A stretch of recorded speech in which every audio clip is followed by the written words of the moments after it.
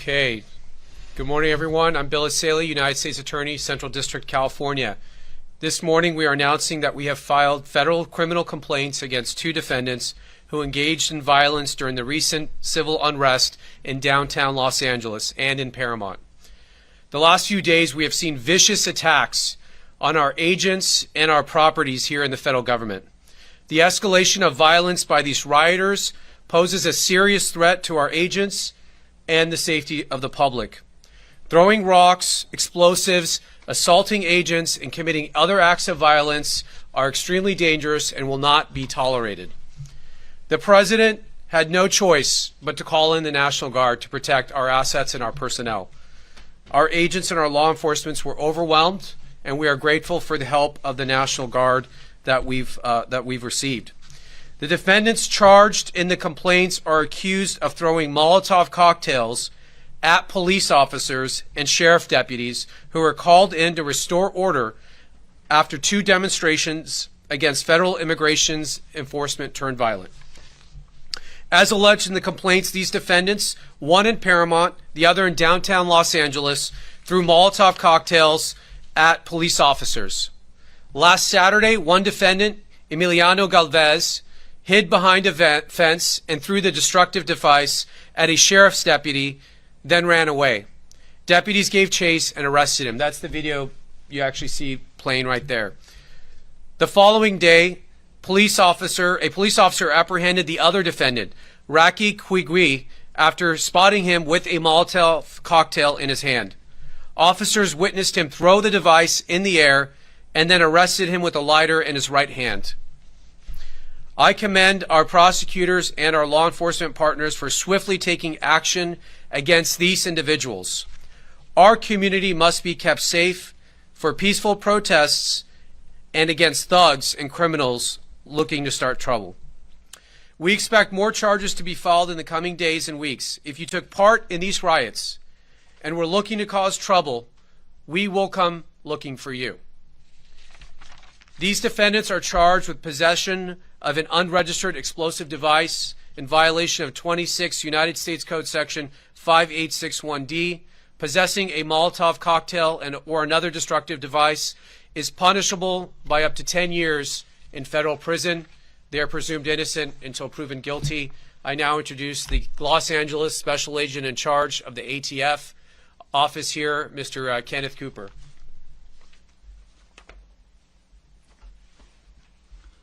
Good morning, everybody.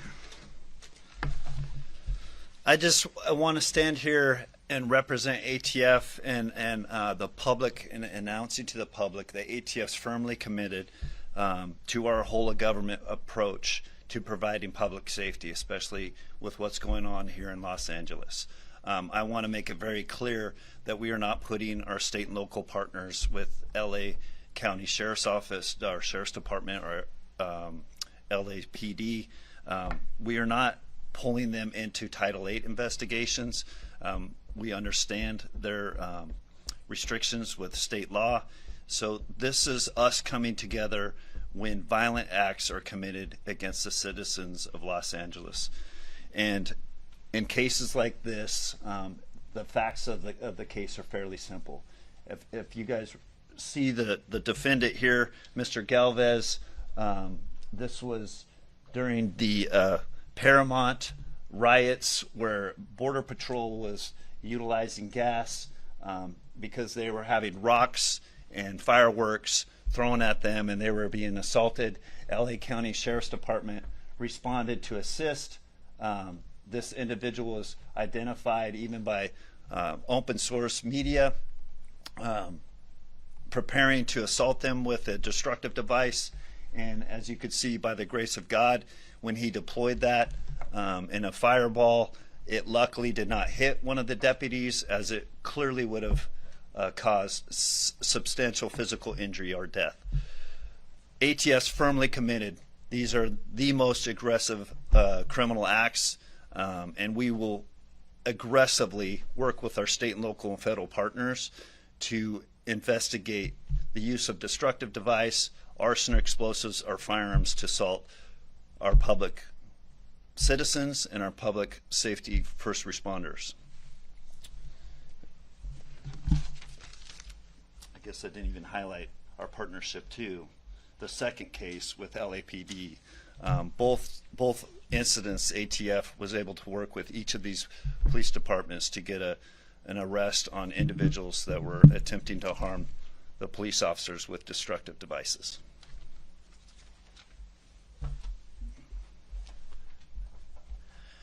The Los Angeles Police Department appreciates the partnerships with both our federal, state, and local law enforcement agencies, especially during this time of unprecedented civil unrest. We're going to continue to work with them to ensure that our community remains safe during this challenging time, especially when it involves cases where violence is being conducted against both of our local law enforcement uniform officers as well as our federal officers during this time. We'll continue to work together to make sure our community remains safe and target those individuals that are doing harm to both our community members as well as our law enforcement officers as they try to keep peace in our communities right now. Thank you very much, and I'll introduce Commander Ruiz from the Los Angeles County Sheriff's Department. Good morning, everyone. This is going to be brief. I just want to say thank you to our federal partners for working together with us and moving forward with these prosecutions.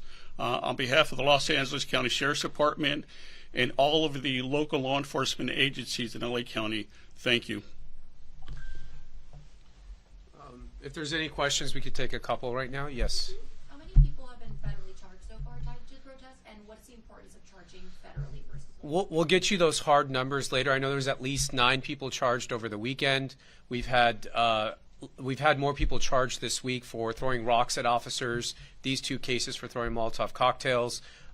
We've had, I think, a couple others, but we can get you that full list. We might even do a bigger briefing tomorrow with all the federal agencies to go over that in more detail. Today we want to highlight these specific cases because we find this particular act of violence to be extremely dangerous.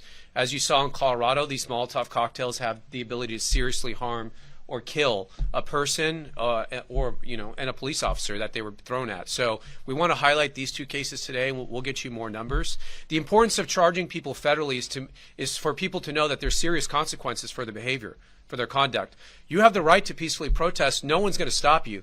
But as soon as you cross that line into violence, you're throwing stuff, you're throwing rocks, you're throwing bombs, that's unacceptable. It will not be tolerated, and we're going to come down with a really heavy hand. And this isn't state court. This is federal court. So you're going to go to federal prison, and you're going to go for many years. So the consequences in federal system are much greater usually than they are in the state system. That's the importance of it. Yes, sir. Can you talk about the process of catching these 2 individuals specifically? You put out a call to the media and the public to give tips. Was that something that helped in leading to their arrest, or was it intelligence from your police agencies? Do you want to do that? There's 2 separate cases, so let's take one at a time. We'll start with the LAPD case. Yeah. Good morning, sir. Specific to the Los Angeles Police Department case, we have a situation where our police officers are trying to keep the peace during a very difficult time on Sunday afternoon when the city was facing this unprecedented violence in many areas of the downtown area. In this particular case, we had a police officer who identified this person holding what he believed to be a Molotov cocktail, and fortunately was able to identify, and several officers were able to apprehend him safely without causing any harm to anyone, especially our police officers. And I just want to point out not only the keen observation skills of our police officers right now during a difficult time, but the courage they've had in trying to take these people into custody. Remember, all of our officers are working long hours right now, and they're tired, but they're still doing the best job possible to keep this community safe and protect our critical infrastructure. We want to cover the sheriff's case real quick. 1 second. Yeah, so initially I will tell you we were in the command center here and seeing that live being reported by, and we don't know exactly what media source that we were seeing that. So live footage of that pending attack. The defendant clearly was physically demonstrating his intent on deploying it. We were quickly trying to contact the LA County deputies on scene to warn them of this pending attack, and then essentially try to vector him to that arrest. He did evade arrest. They had him detained at the time, but they didn't quite have the overall information that was coming in on it to make the probable cause arrest. So he was detained and identified, and then good old-fashioned police work put it together in a quick period of time, working hand in glove with the detectives from LA County Sheriff's Department, with our agents. HSI, this individual is an illegal alien, is in the country unlawfully. They helped with an initial detention of him. So it was a combination of data, some open source stuff that we were looking at. It was a combination of search warrants, interviews, canvassing.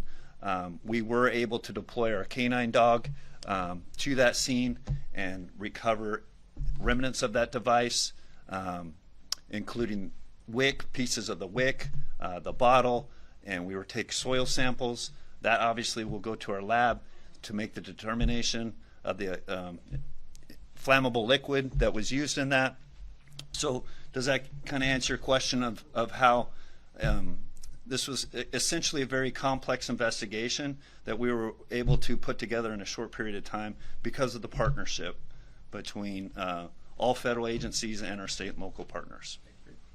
Is there footage of the other incident? I think we have some stills from, there's some body cameras. It's not as good as this footage, but if we haven't put that out, It's in the complaint affidavit, Yeah. which has been sent out to our media distribution. yeah. The video wasn't included in there. We just posted the videos on our X account, so both these videos are available on X right now on our account. And where did this video come from? I think this was cell phone. This was posted on social media. There's Do you also think there's any connection between these two suspects? Or We're not aware of any connection between the two suspects, but obviously both appear to be motivated by similar motivations. This was an attack on law enforcement.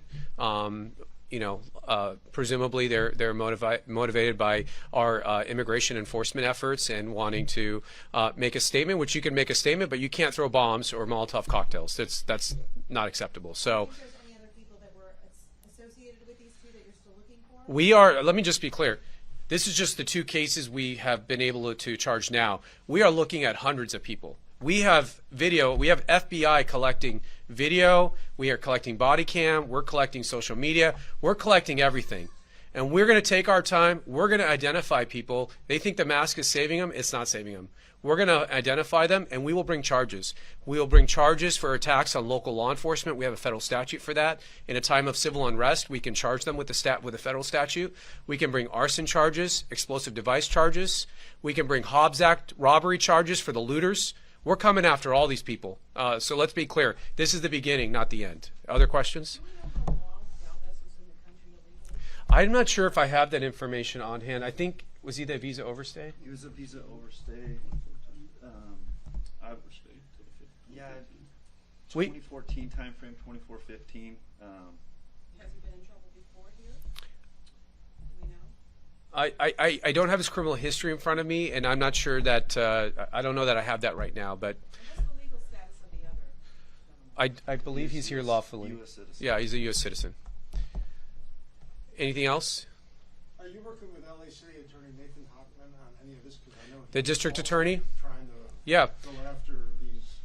Absolutely. No, we work hand in hand with the district attorney, Mr. Hockman.